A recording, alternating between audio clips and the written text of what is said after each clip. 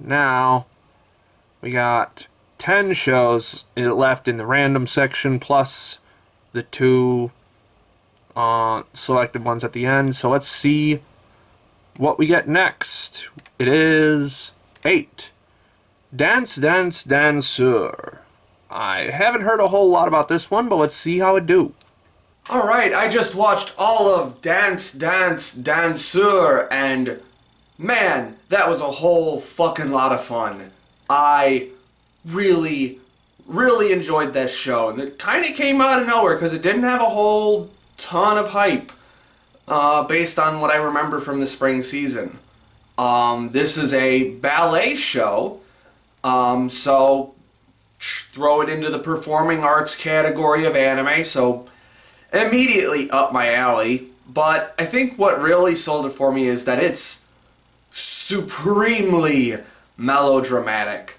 That's not something I really get to talk about a lot through my content. I love melodrama. I love the heightened emotions of young characters. I actually did a video on the melodrama in Darling the Franxx once, so I guess I do get to talk about it a little bit. But yeah, when melodrama is done right, I really fucking love it.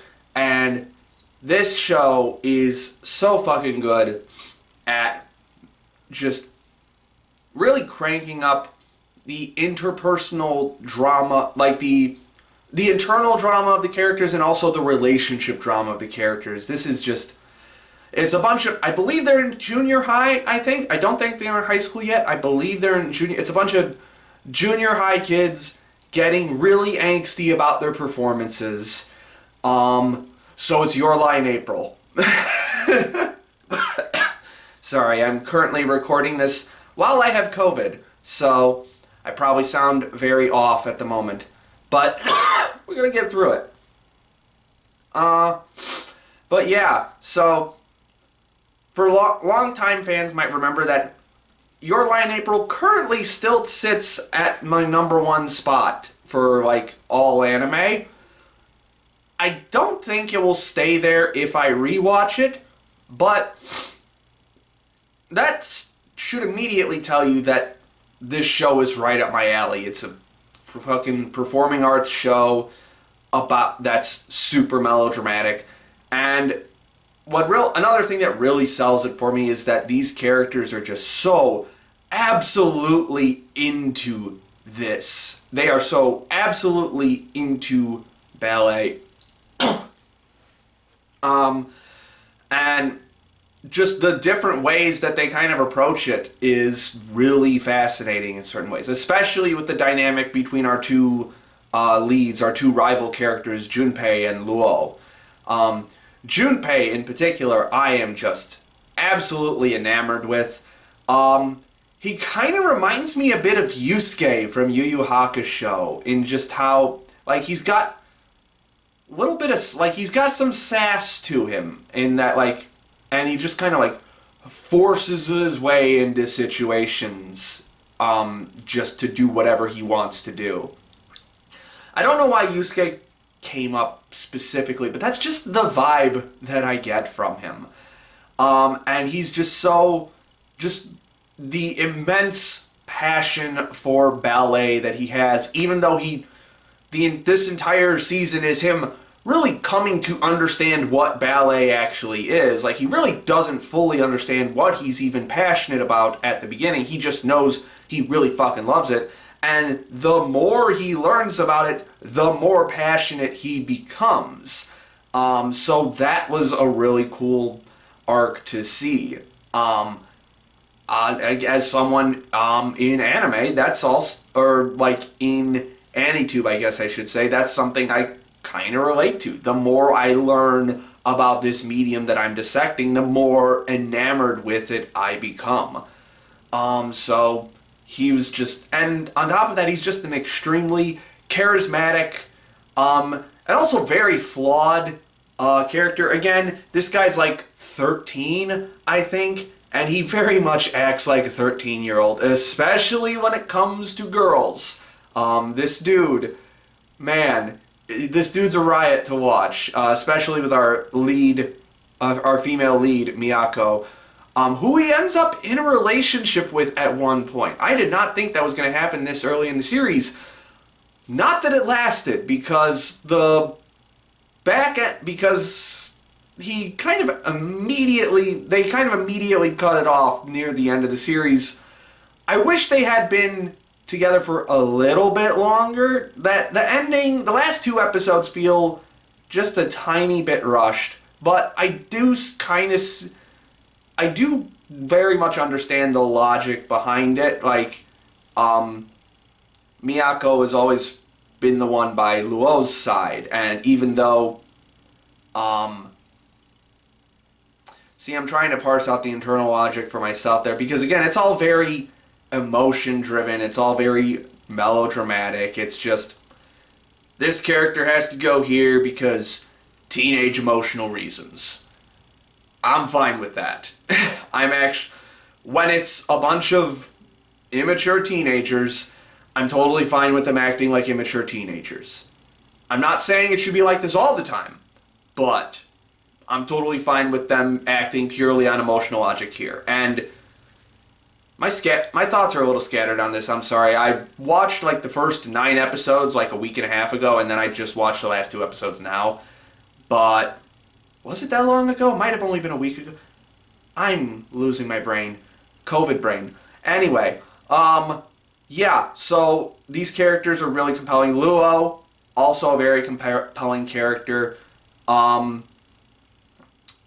he kind of brings a very interesting twist to the typical, like, rivalry dynamic. Normally when we see, like, the big rivalry dynamic like this, the main lead is the one who is the hard work side of it, whereas the, like, antagonistic lead is the one who has the talent side of it.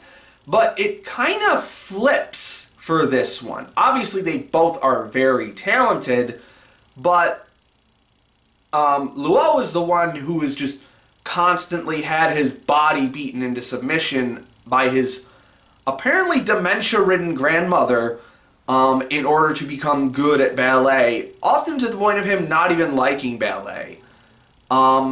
Whereas Junpei is the one who is naturally talented and is one who's just, like, basically born to perform ballet. So I thought that was an interesting change from the usual dynamic. But it still works. Luo is an incredibly compelling character, especially through his performances. Yeah, he's just good. He's just good. There's some more Your Lie April stuff. We got the parental figure browbeating the young child into a performing arts thing. So, yeah, we're seeing that again. And it worked. It was just as effective here. So, yeah, characters just really fucking solid. Again, structure is also just really great too. Just really incredibly fast paced, and just had my eyes glued to the screen the whole time. Again, like I said earlier, the last couple episodes felt a little rushed. I feel like this series could have used one more episode, because this was only an 11-episode season. Did this air on the Noitamina block? I'm not sure. I'll have to check that out afterwards. I haven't checked the Noitamina block recently to see what's actually part of it, so I'll have to dive into that. But yeah, overall, incredibly fast-paced series, super enjoyable to watch, and of course the dances themselves were really solid and captivating. This is a MAPPA show, and I would put this on the higher end of MAPPA's quality stuff. It still shows some seams here and there, like the CG models for the dance routines sometimes stick out a little bit more than they should, but honestly, I was surprised by how often they didn't stick out. Like, this there, just the general flow. Goddamn. The general flow of the scene, of the dances, the choreography, the lighting, everything just looked really fucking good. The camera work was incredibly ambitious, and I think the CG models really helped there. Honestly, the biggest way that I knew that they were CG models was every so often the frame rate would look a little off. It wasn't even a texturing thing; it was all the frame rate. So I had to really look to see if this was CG or not. So that should tell you how that this is a pretty darn good looking show. And they certainly don't skimp on the artistic aspects of it either. When it really wants to go like full like in your face explosive art direction, it really does it. Like I think episode 5, the first big performance in it is like just unbelievably fucking captivating, and just the sheer weight of the artistic direction and the cinematography and the acting and the music. I mean, Swan Lake comes up, is like the big centerpiece for this, and nobody does it like Tchaikovsky. He's kind of unmatched when it comes to ballet. So, very strong pick for this one. Oh, there's another Your Lie in April comparison, because they do Sleeping Beauty at one point in Your Lie in April, so more Tchaikovsky. I mean, it's Tchaikovsky. Why would you do a ballet anime without Tchaikovsky? I just really fucking adored this show.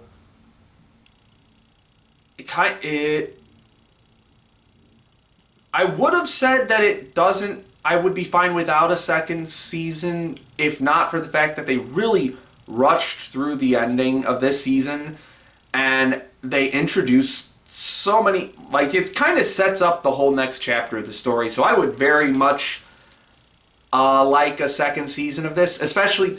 They also, like, in the second half of the series, they introduced another love interest. I think her name's Natsuki, and she's like the daughter of the rival ballet studio instructor. That's another cool thing about the melodrama. There's just this intense rivalry between some of the ballet teachers because of the history that they share. I just really enjoyed this show. There's a lot of really interesting character motivations, a lot of different approaches to the art of ballet, exploring the art of ballet, which is another really cool thing about it. It actually like digs into the art form to a certain degree. The artistic quality of it is incredibly high, and it's just super emotionally captivating, which is exactly what I would want out of this kind of show. Would definitely recommend. Alright, we finished Danseur, and we're going to put it way up here in the top 5 for the year so far, and you get a light 8. Love that show. Alright, so we're down to 9 plus our 2 ending shows. So let's see what we get next. It is 7. Heroines Run the Show. No clue what this is. Let's give it a go. Alright, I watched the first episode of Heroines Run the Show, and honestly, if not for a few, crucial faults, I might have no problem continuing the show. Pretty interesting hook. Girl from the country comes to school in Tokyo, ends up being the manager for an idol group that has some issues brewing between them. Pretty cool hook. Main character is super fucking adorable. Love her design. And there's nothing particularly bad about the writing, except for some corniness here and there, but I'm fine with corniness. weirdly enough, this very rarely happens, but it is happening more frequently with me now that I'm more familiar with it, I guess. The voice acting in this show is not good. It's not. Or more specifically, I should say the voice directing in this show is not good, because these are some top tier voice actresses. Like, the main character in particular, I cannot stand her voice, but it's Inori Minase, who I have loved in other roles. Can't exactly name them off the top of my head, but I know I'm fine with her voice in other places, but it is way too high-pitched here, way too nasally, way too mascot-y for this main character that she's portraying here, and it's just grating in my brain every time she opens her mouth. So it's kind of impossible for me to continue watching this show. And she's not the only one who's got some who's not doing particularly well with the part either. Like, this one character opened her mouth and immediately I was like, wow, Sayori Hayami's really not trying today. And then I looked it up and it was like, oh, it's Sayori Hayami. That's exactly what it sounded like. Sayori Hayami was just not trying. Just a very, like, lazy kind of That's not, I can't really say it sounds lazy. I'm not going to say it is lazy, but it sounds like she's not putting her all into it. It sounds like she's just offhandedly doing her Sayori Hayami voice. So weirdly enough, the voice acting is what put me off the most about this series, because it's just so not good, in my opinion, that I just can't listen to it. And honestly, aside from the main character, I'm not a big fan of character designs overall. Something about the eyes, just the eye proportions just doesn't work for me with some of these characters, especially the boy characters.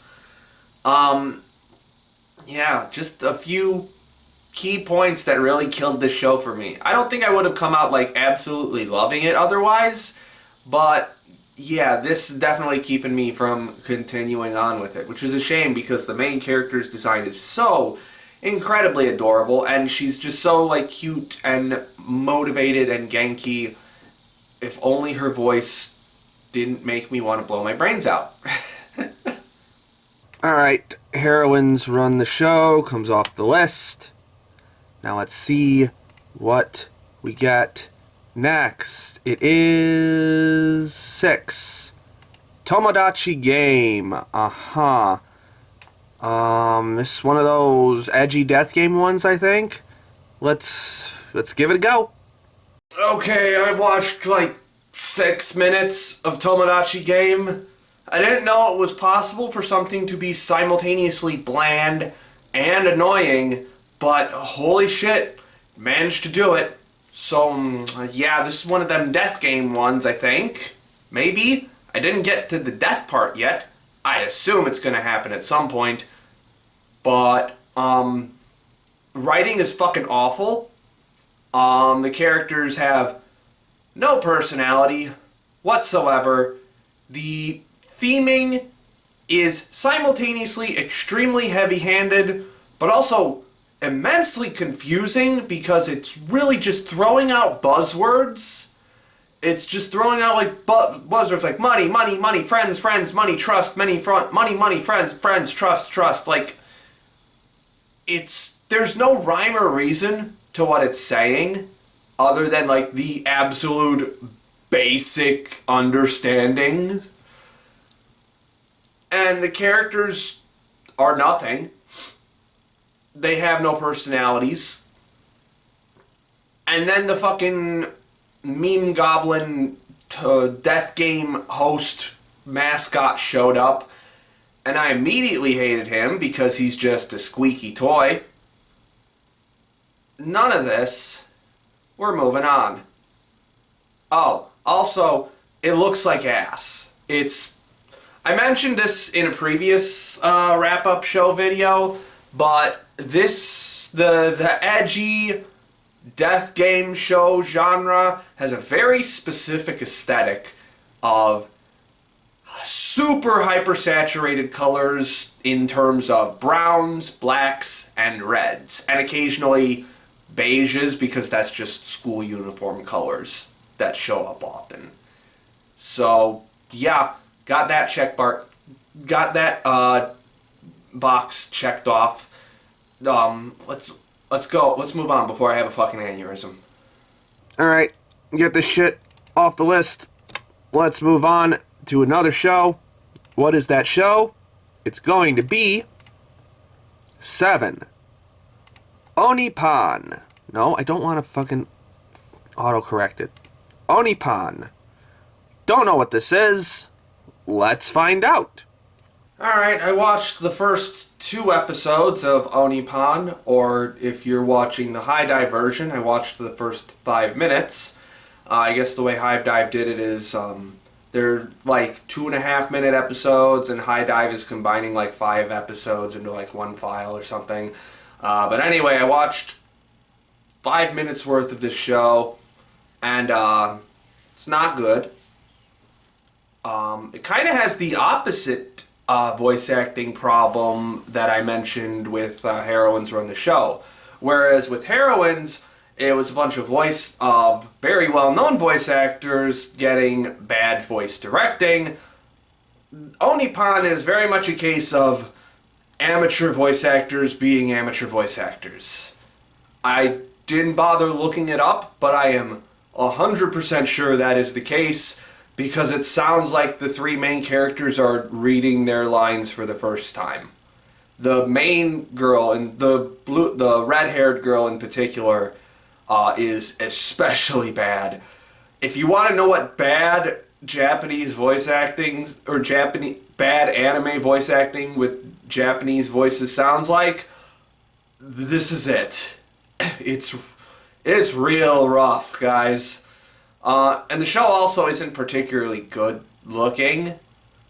I imagine it might be mildly funny if I wasn't so distracted by the voice acting, but holy shit, it sounds bad. I can't believe I got 2 different examples of the opposite voice acting problem in this, so close together in this wrap-up show. That's kind of wild. Yeah, let's move on. So on a whim, I decided to look up the voice actresses for this show afterwards, and yeah, they're like brand new. Like, they're like 14 years old, 16 years old, completely new to voice acting. So totally called it there. No offense to them, it just doesn't sound good. So Onipan comes off the list. Let's see what we get next. We get 1. Vampire in the Garden. This is a Netflix one that I know basically nothing about. Let's give it a go. Alright, I've watched about an episode and a half of Vampire in the Garden.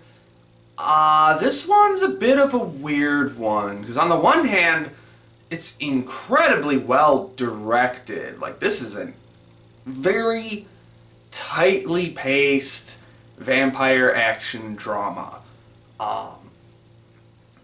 With the exception of like one cut, the editing is super solid, framing's really good, general shot composition's really good, the composition is really good, animation overall is pretty solid. It uses some fairly simple character designs to really beautiful effect in a lot of scenes. Technically speaking, this is a very solid product, which is not surprising considering it's with studios working with Netflix.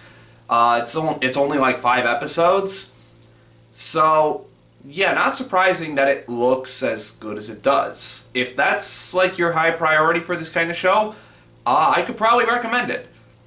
The story, on the other hand, is a little weird.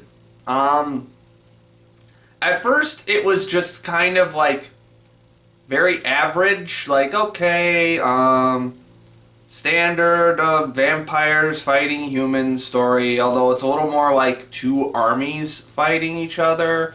There's some themes of like, we could get along if we tried and stuff like that.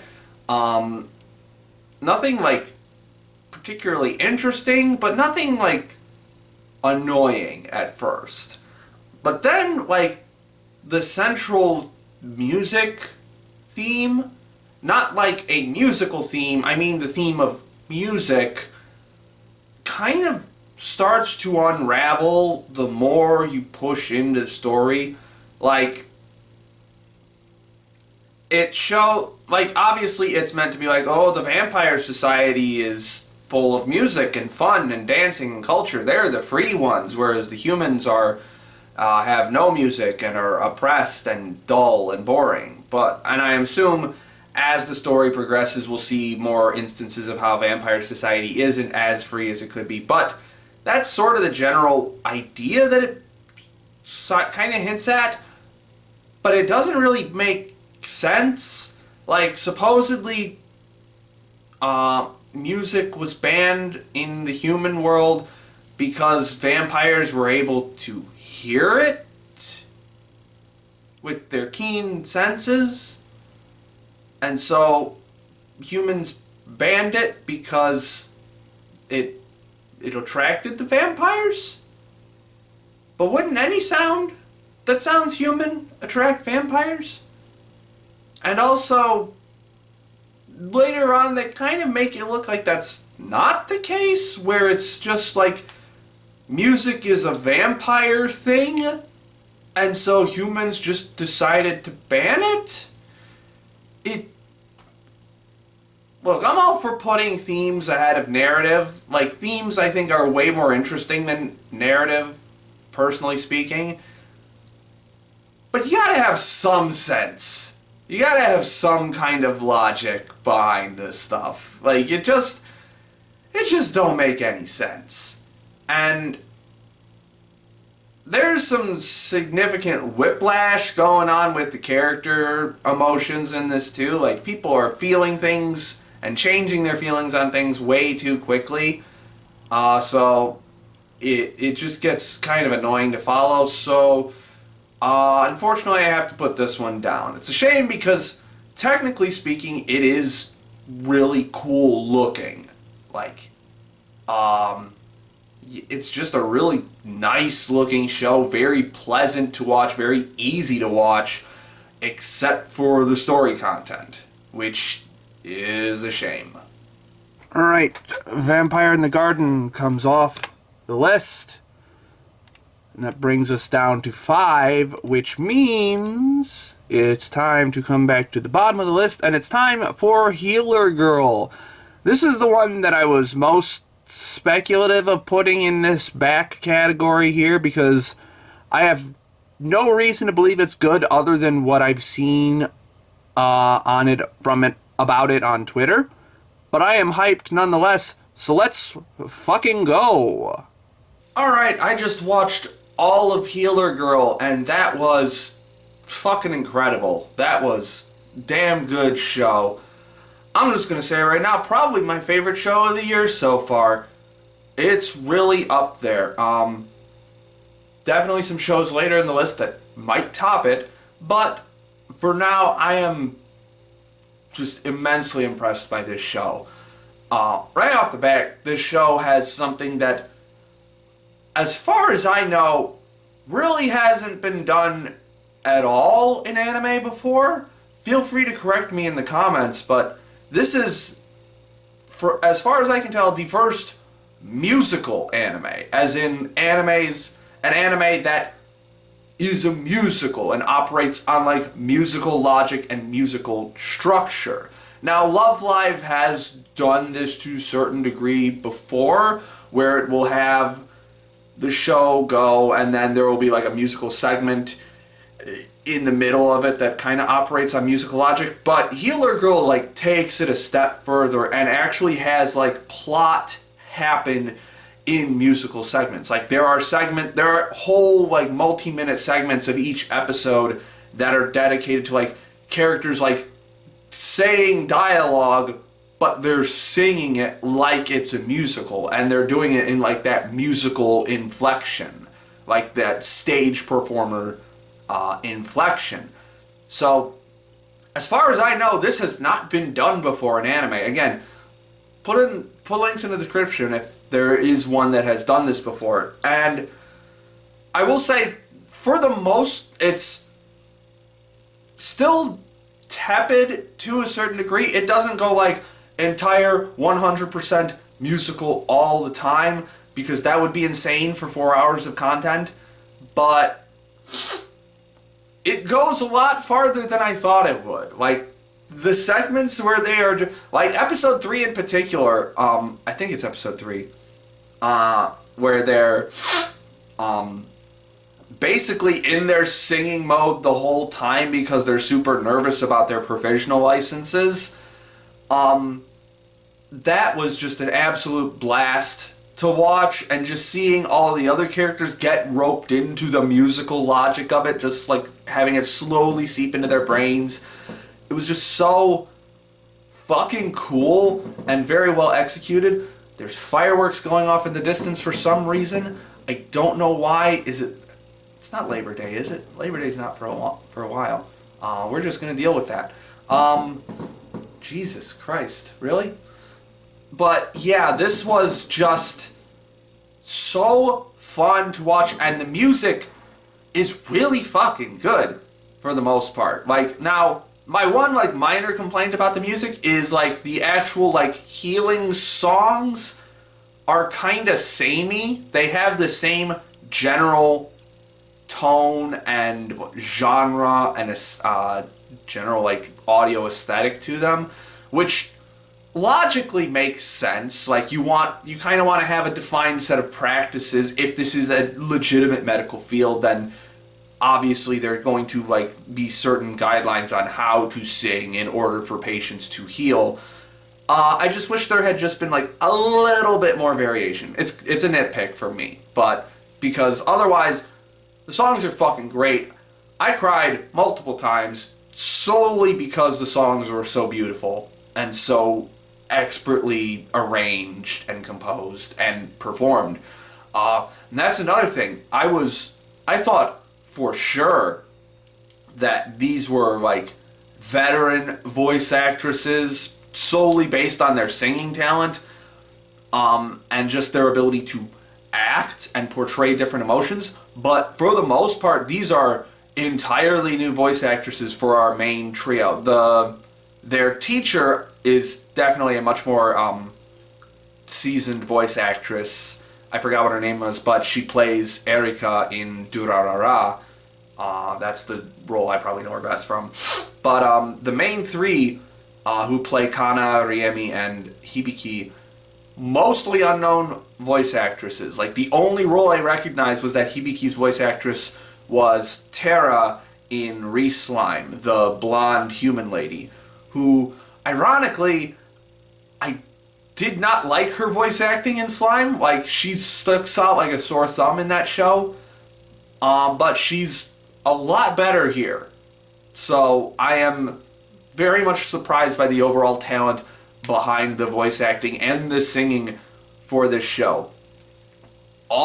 In terms of audio, which might be the most important aspect of this show because it is a musical, it really fucking nails it. Aside from that, just the general, like, world. This is weird to say about a slice of life comedy musical, but the world building is really cool. Like, I kind of didn't really go into this as much yet, but basically the premise of the show is there's a new branch of medicine called healing, where you can basically heal different ailments with your voice. And the people who train in this branch of medicine are called healers. And they really integrate that concept of healing into modern medicine in really cool and believable ways. Like, without getting too much into the weeds of it, I should say. Because, like, you could get super in-depth with it and start to nitpick it. But the way they integrate it, the way that this practice is structured, the way that it relates to other medical practices, like, and how they conflict or bolster each other, is just so fucking cool and fascinating. And I'm just, see, this is the shit that I come to anime for. These really weird premises that are executed in really weird but really cool ways. This is what I come to anime for. And man, they fucking nailed it. Aside from the world building, I guess the plot is pretty straightforward. It's mostly episodic stories with these characters, but the characters are so solid. Not necessarily very complex. I mean, they do have some complexity to them. Hibiki in particular, like the inferiority complex that she kind of has in comparison to Ria, who she kind of grew up alongside, and Ria being this genius of the healing world. So that provided an interesting character building moment. But just the characters overall are so well realized in terms of their personalities and their role within the series, and they're just so damn likable that I just absolutely adored it. This cranky little, haughty little Russian girl named Sophie, I think was her name. Perfect antagonistic, like, budding rivalry kind of vibes to her. Kana as the main girl, our Genki dumbass as of sorts, contrasted against Riemi, who is this very Ojo-san rich girl with a ton of like pedigree behind her. And then I already explained Hibiki as she's kind of like this backwater country bumpkin, but she has this she's had basically the semi-mentorship of a genius behind her in her past. Just all these different backgrounds coming together and interacting in really cool and interesting ways. With all of that coming into a head in episode 11, where they basically just get in a three-way fight with each other, where they all have this kind of inferiority complex bursting out of them right before they have to take like essentially like their entry medical license exam, the C-level healing license, I think is what it's called. And they just sort of shout their feelings at each other for like 3 minutes straight. And it's just so fun and melodramatic and awesome. And I love it. I love all the fucking characters in this show. This show just is so incredibly nice and uplifting and wonderful. Especially in terms of like how it is visually presented. This is such an immensely ambitious project in how it is framed, in how it is animated, in how the shots are composed. Now this anime was directed by Yasuhiro Irie, who is not a big name in terms of directing anime. He's done like 4 or 5 shows, but he's not really well known, except for one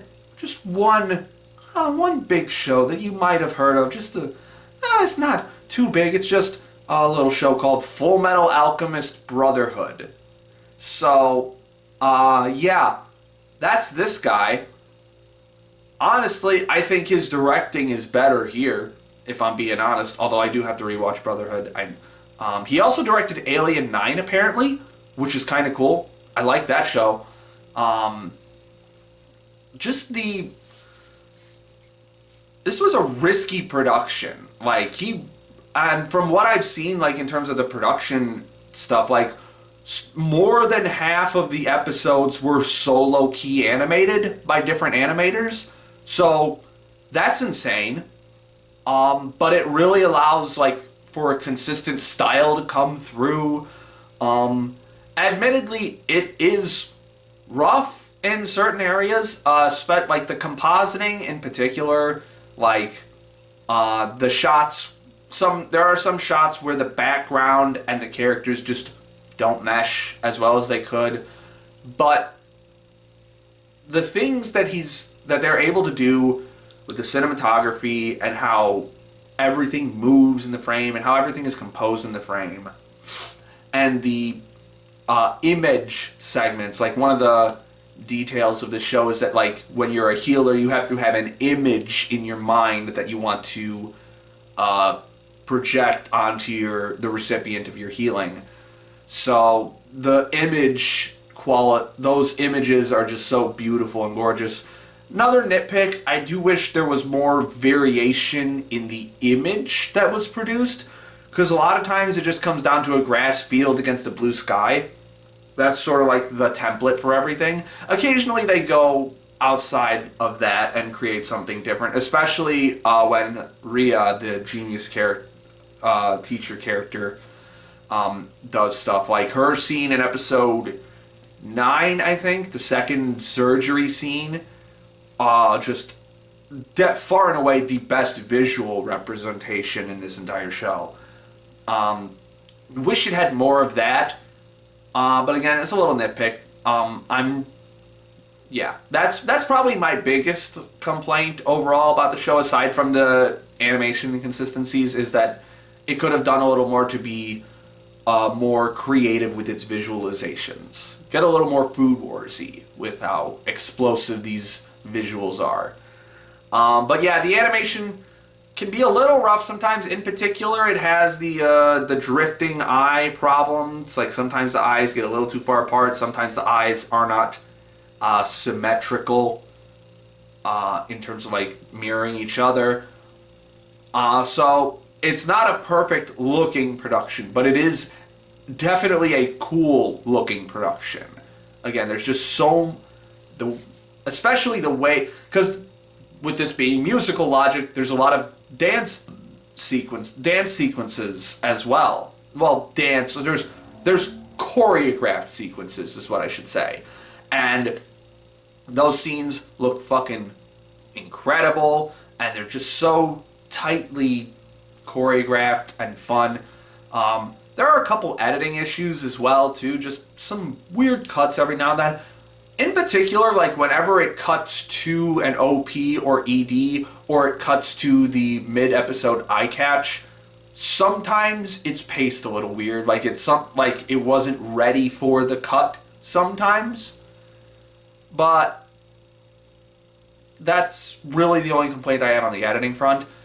And the fucking character designs are so fucking amazing for this show. Like there's this coloring thing they do with their hair where they all have like standard like candy anime hair color, like a red, a yellow, and like a pale green seafoam kind of color. But then they also have like highlights like underneath the hair. Like the red has like a green highlight underneath it. The yellow has like purple highlights, and then the green has, I think, like pink highlights, I think.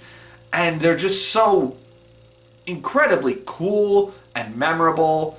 And just the general designs of the characters are so incredibly cute and interesting to look at and wonderful. I really like this show. This show made me feel real nice. There is one more thing I want to talk about.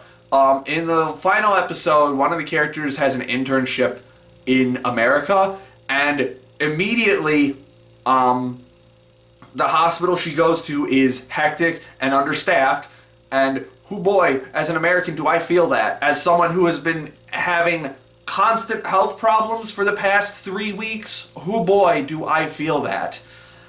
So they really nailed that part of the American healthcare system. But yeah, this show is just so incredibly fun and exciting and uplifting. I really like this show. It is definitely going to be one of my favorites from the year. Alright, Healer Girl is done. And we're going to go all the way to the top here. And we're going to give it the number one spot for the year so far. And for score, we're going to give it a light 9. First new favorite of the year. Good fucking shit.